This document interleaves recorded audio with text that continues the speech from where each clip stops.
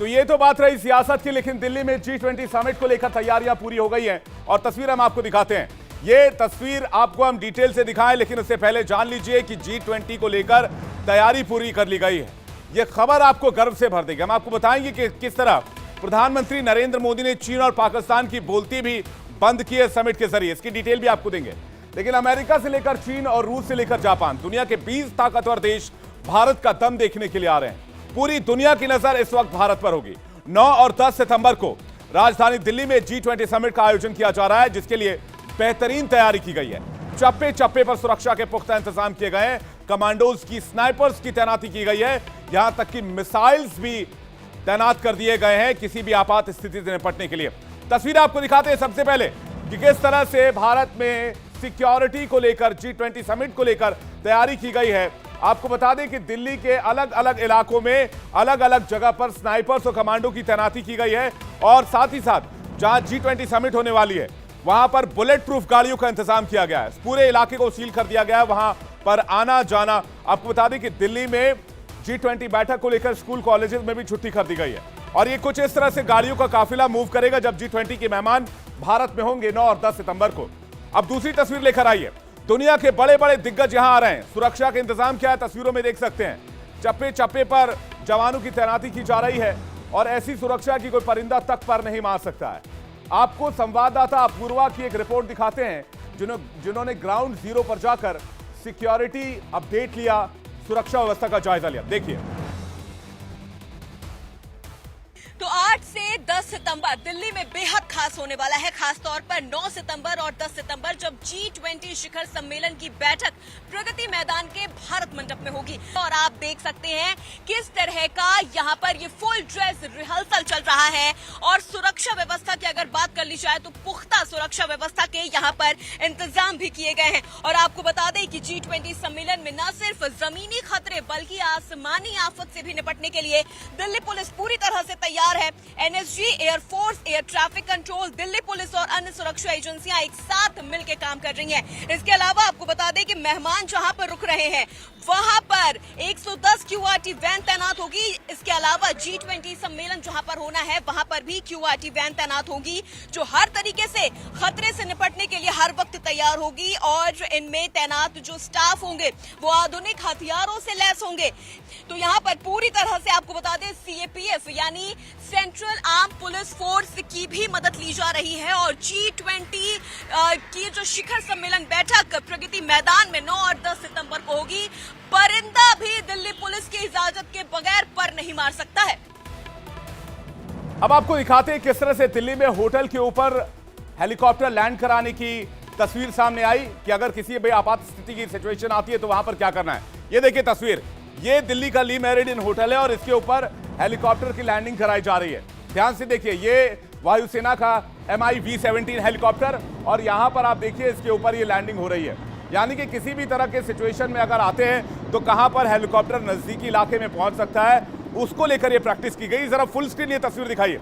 ये तस्वीर देखिए, इस तस्वीर में आपको नजर आएगा किस तरह से इस हेलीकॉप्टर को छत पर लैंड कराया जा रहा है। ये वायुसेना का हेलीकॉप्टर MiV-17 और इसे छत पर उतारकर एक सिक्योरिटी ड्रिल को अंजाम दिया गया है।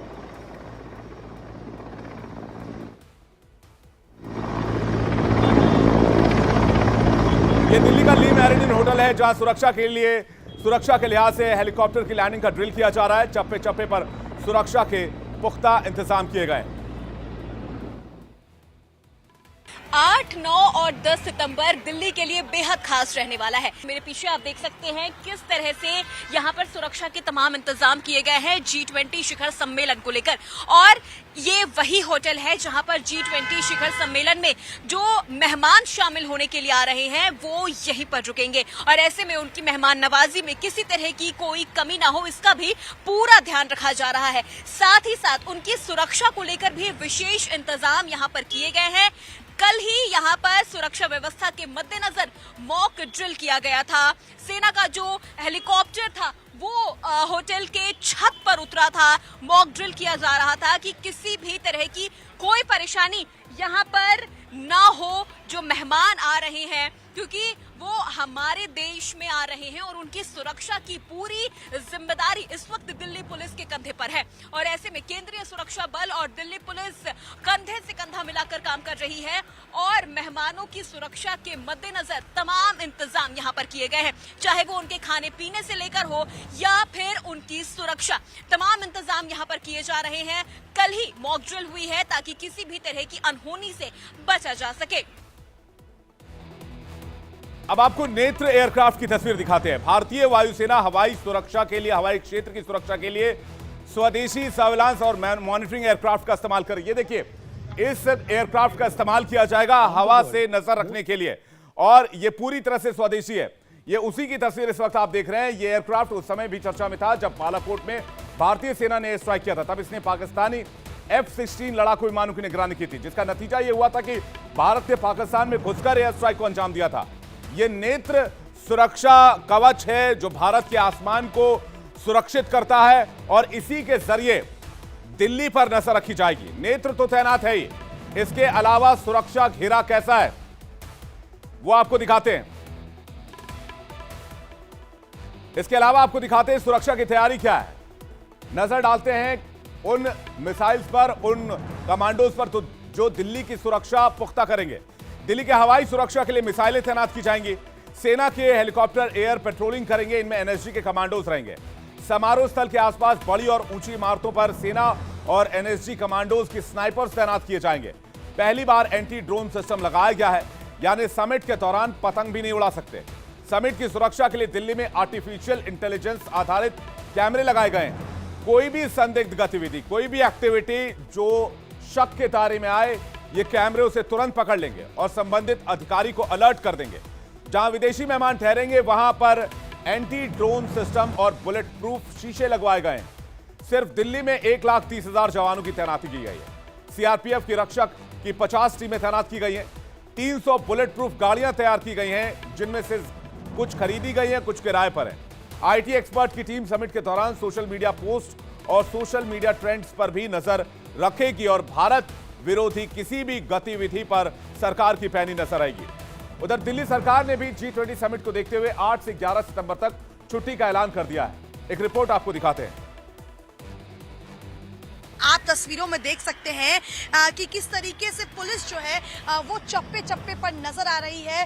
चेकिंग की जा रही है, लोगों से पूछताछ की जा रही है कि उन्हें किस रोड पर जाना है, कहां जाना है, क्योंकि दिल्ली में ऐसे तमाम रोड्स हैं जिन्हें पूरी तरीके से बंद कर दिया गया है। मैं आपको बता दूं कि जिस तरीके से डेलीगेट्स जो है वो दूसरे देश से भारत में आने वाले हैं, ऐसे में उनकी सुरक्षा को मद्देनजर रखते हुए दिल्ली में तमाम ऐसे जगह हैं जहां पर ये ठहरेंगे, जो होटलों में ठहरेंगे, वहां की सुरक्षा को जो है वो पूरी तरीके से बढ़ा दिया गया है। इसके साथ ही दिल्ली में सरदार पटेल मार्ग हो, कौटिल्य मार्ग हो, पंचशील मार्ग हो, इन पर कहा गया है कि आप इन रोड्स का कुछ दिनों के लिए इस्तेमाल ना करें, क्योंकि ट्रैफिक एडवाइजरी भी जारी कर दी गई है। साथ ही ये रोड जो है उन्हें बंद भी कर दिया गया है, क्योंकि G20 सम्मेलन इस बार भारत में होना है और दिल्ली में होना है। ऐसे में कहीं ना कहीं जो है खास बातों का ध्यान रखा जा रहा है। लोगों को ये हिदायत दी जा रही है कि आप मेट्रो का इस्तेमाल ना कर, आप रोड्स का इस्तेमाल ना करके मेट्रो का इस्तेमाल करें, चूंकि तमाम ऐसे रोड हैं जिन्हें सुरक्षा के मद्देनजर बंद कर दिया गया है। ऐसे में लोगों को ये कड़ी हिदायत दी जा रही है कि आप इन दिनों ट्रैफिक से बचें, उन रोड पर जाने से बचें। ऐसे में आप जो है दिल्ली मेट्रो का इस्तेमाल करें। G20 के डेलीगेट्स के लिए, उनके मेहमानों के लिए खास गाड़ियों का भी इंतजाम किया गया। जल्दी से गाड़ियों की तस्वीर दिखाइए। ये गाड़ी पूरी तरह से बुलेट प्रूफ कार है, इनमें धमाकों का असर नहीं होता, इन पर गोलियों का असर नहीं होता और इसलिए ये गाड़ियां मंगवाई गई हैं। अब आप सोच रहे होंगे कि इतनी सारी गाड़ियों की जरूरत क्या है और ऐसी गाड़ियों की जरूरत क्या है, इसकी खासियत क्या है। दरअसल आपको बता दें, इसमें एक और सुविधा है। ज्यादातर पश्चिमी देशों में राइट साइड से चलने का नियम है और हम यानी कि भारत में, अपने देश में लेफ्ट साइड रहकर ड्राइव करते हैं। इसी तरह पश्चिम के कई देश दाईं साइड से ड्राइव करते हैं, यानी कि राइट हैंड साइड चलते हैं। और आपको बता दें कि इन्हीं मेहमानों के लिए सरकार ने जो है वो लेफ्ट साइड से चलने वाली कारें मंगवाई हैं। और आपको बता दें कि ये गाड़ियां जो हैं पूरी तरह से बुलेट प्रूफ होंगी। इनका इस्तेमाल विदेशी मेहमानों को लाने ले जाने के लिए किया जाएगा। सीआरपीएफ के 450 जवानों को इन कारों को चलाने की ट्रेनिंग दी गई है। केंद्र सरकार ने 41 विदेशी मेहमानों के लिए 60 से ज्यादा लेफ्ट हैंड ड्राइव कारें खरीदी हैं या किराए पर ली हैं।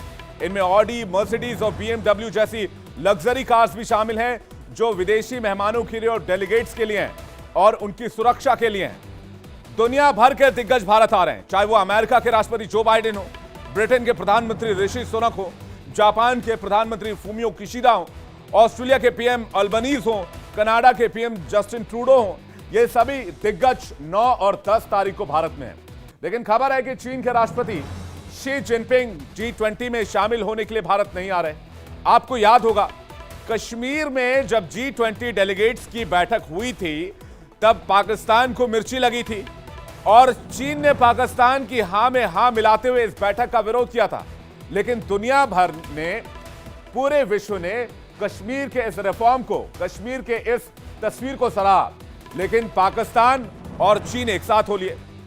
वहीं आज प्रधानमंत्री नरेंद्र मोदी ने एक साथ चीन और पाकिस्तान दोनों को दो टूक जवाब दिया और ऐसा जवाब दिया कि पड़ोसी मुल्क हक्का बक्का रह गए। आपको याद होगा कि हाल ही में चीन ने एक नया मैप जारी किया था जिसमें अरुणाचल को उसने अपना मुल्क बताया था और अपने हिस्से में दिखाया था। लेकिन आज प्रधानमंत्री मोदी ने चीन की सारी हेकड़ी निकाल दी है। देखिए, आइए आपको बताते हैं। G20 से ठीक पहले, G20 के बैठक से ठीक पहले प्रधानमंत्री मोदी ने एक इंटरव्यू दिया। इंटरव्यू में चीन और पाकिस्तान दोनों को मैसेज देने की कोशिश की गई है। प्रधानमंत्री ने कहा कि भारत G20 का आयोजन अपने देश में जहां चाहे वहां करेगा। कश्मीर और अरुणाचल में भी बैठक का आयोजन हो सकता है। पीएम ने पाकिस्तान और चीन की आपत्तियों को सिरे से खारिज कर दिया।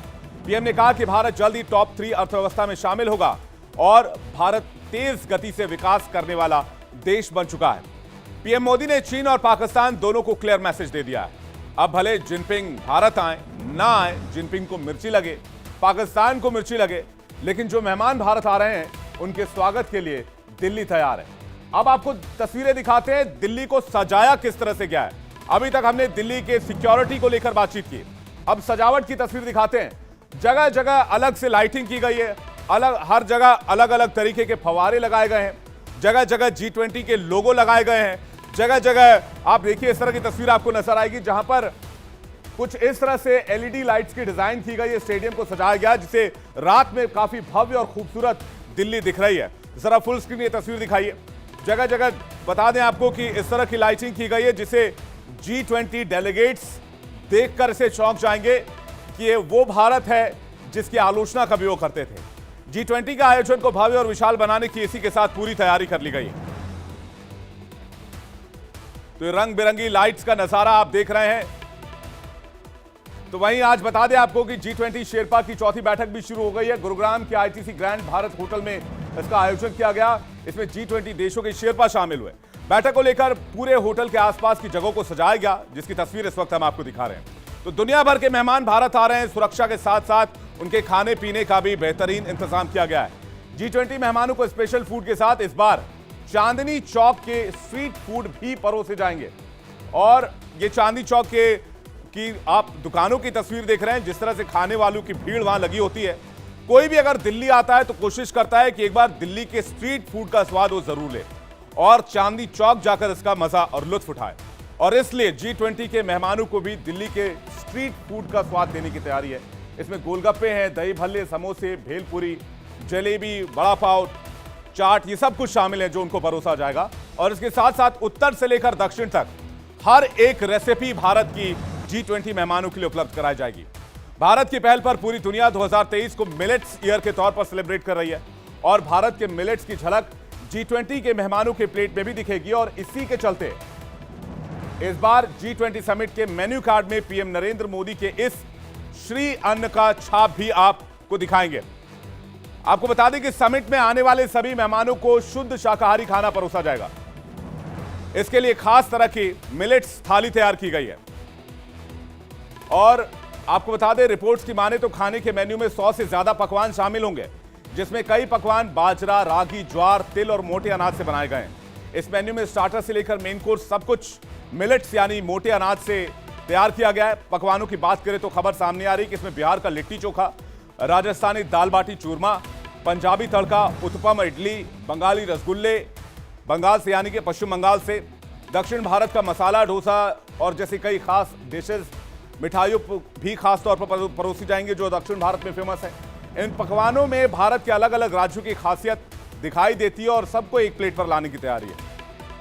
तो ये पूरी तैयारी जो है वो G20 की है। एक एक डिटेल्स हमने आपको बताई। आयोजन बड़ा है और उसके लिए भारत पूरी तरह से